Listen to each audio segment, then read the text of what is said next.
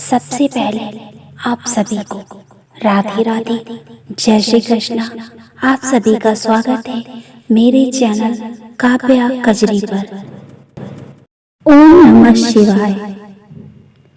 आइए सुनते हैं शिवरात्रि व्रत कथा।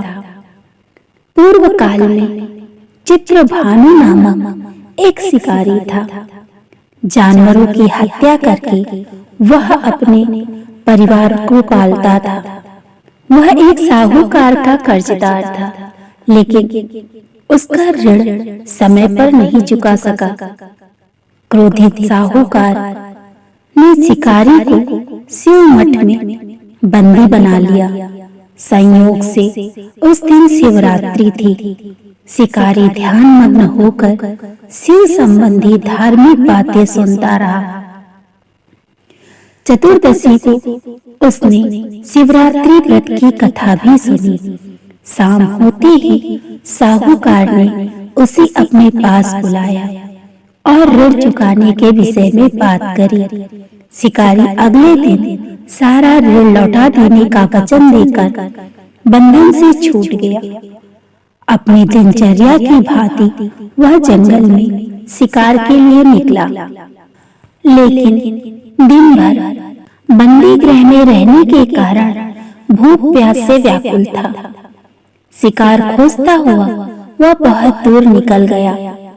जब अंधकार होने लगा तो उसने विचार किया कि रात जंगल में ही बितानी पड़ेगी। वह वन में एक तालाब के किनारे एक बेल के पेड़ पर चढ़कर रात बीतने का इंतजार करने लगा।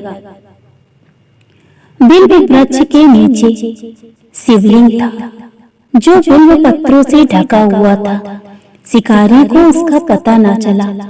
पड़ाव बनाते समय उसने जो टहनियां तोड़ी, वे संयोग से शिवलिंग पर गिरती चली गईं। इस प्रकार दिन भर भूखे प्यासे शिकारी का व्रत भी हो गया और शिवलिंग पर बिल्व पत्र भी चढ़ गए। एक पहर रात्रि बीत जाने पर एक गर्भणी हिरणी तालाब पर पानी पीने पहुंची। शिकारी ने धनुष पर तीर चढ़ाकर जो ही प्रत्यंचा खींची, हिरणी बोली, मैं गर्भणी हूँ, शीघ्र ही प्रसव करूंगी। तुम एक साथ दो जीवों की हत्या करोगे, जो ठीक नहीं है। मैं बच्चे को जन्म देकर शीघ्र ही तुम्हारे समक्ष प्रस्तुत हो जाऊंगी, तब मुझे मार लेना। शिकारी ने प्रत्यंचा ढीली कर दी और हिरणी जंगली झाड़ियों में लुप्त हो गई। प्रत्यंचा चढ़ाने के तथा ढीली करने के वक्त कुछ बिल्व पत्र अनायास ही टूटकर शिवलिंग पर गिर। ढीली करने के वक्त कुछ बिल्व पत्र अनायास ही टूटकर शिवलिंग पर गिर गए। इस प्रकार उससे अनजाने में ही प्रथम पहर का पूजन भी संपन्न हो गया। कुछ ही देर बाद एक और हिरणी उधर से निकली।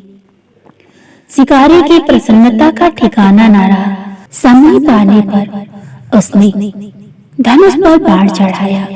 तब उसे देखकर हिरणी ने विनम्रता पूर्वक निवेदन किया, हे शिकारी, मैं थोड़ी देर पहले ऋतु से निवृत्त हुई हूँ, कामातुर विरहिणी हूँ, अपने प्रिय की खोज में भटक रही हूँ। मैं अपने पति से मिलकर शीघ्र ही तुम्हारे पास आ जाऊंगी। शिकारी ने उसे भी जाने दिया। 2 बार शिकार को खोकर उसका माथा ठनका। वह चिंता में पड़ गया। रात्रि का आखिरी पहर बीत रहा था। इस बार भी धनुष से लगकर कुछ बेलपत्र शिवलिंग पर जा गिरे तथा दूसरे पहर की पूजन भी संपन्न हो गई। तभी एक अन्य हिरणी अपने बच्चों के साथ उधर से निकली। शिकारी के लिए वह स्वर्णिम अवसर था। उसने धनुष पर तीर चढ़ाने पर देर नहीं लगाई। वह तीर छोड़ने ही वाला था कि हिरणी बोली, हे शिकारी, मैं इन बच्चों को इनके पिता के हवाले करके लौट आऊंगी। इस समय मुझे मत मारो। शिकारी हंसा और बोला, सामने आए शिकार को छोड़ दो। मैं ऐसा मूर्ख नहीं।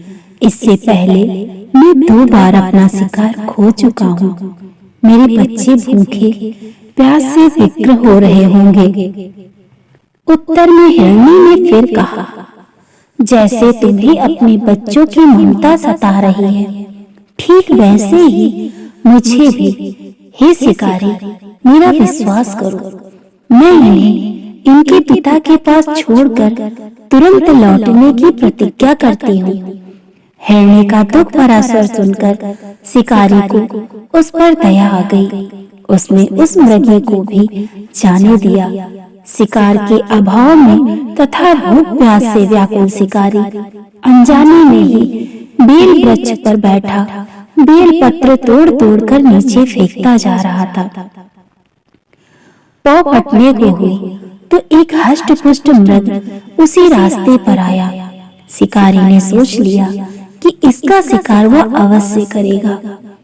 शिकारी की तनी प्रत्यंचा देखकर मृग विनीत स्वर में बोला, हे शिकारी, यदि तुमने मुझसे पूर्व आने वाली 3 मृगियों तथा छोटे छोटे बच्चों को मार डाला है, तो मुझे भी मारने में विलंब न करो, ताकि मुझे उनके वियोग में एक क्षण भी दुख सहना ना पड़े। मैं उन हिरणियों का पति हूँ। यदि तुमने उन्हें जीवन दान दिया है, तो मुझे भी कुछ क्षण का जीवन दान देने की कृपा करो। मैं उनसे मिलकर तुम्हारे समक्ष उपस्थित हो जाऊंगा। मृग की बात सुनते ही शिकारी के सामने पूरी रात का घटना चक्र घूम गया। उसने सारी कथा मृग को सुना दी। तब मृग ने कहा, मेरी तीनों पत्नियां जिस प्रकार प्रतिज्ञाबद्ध होकर गई हैं, मेरी मृत्यु से अपने धर्म का पालन नहीं कर पाएंगी। अतः जैसे तुमने उन्हें विश्वास पात्र मानकर छोड़ा है, वैसे ही मुझे भी जाने दो। मैं उन सबके साथ तुम्हारे सामने शीघ्र ही उपस्थित होता हूँ। शिकारी ने उसे भी जाने दिया। इस प्रकार प्रातः हो गई। उपवास, रात्रि जागरण तथा शिवलिंग पर बेलपत्र चढ़ने से अनजाने में ही शिवरात्रि की पूजा पूर्ण हो गई। पर अनजाने में ही की हुई पूजन का परिणाम उसे तत्काल मिला। शिकारी का हिंसक हृदय निर्मल हो गया। उसमें भगवत शक्ति का वास हो गया।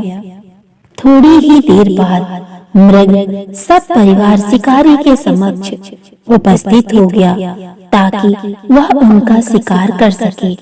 किंतु जंगली पशुओं की ऐसी सत्यता, सात्विकता एवं सामूहिक प्रेम भावना देखकर शिकारी को बड़ी ग्लानि हुई।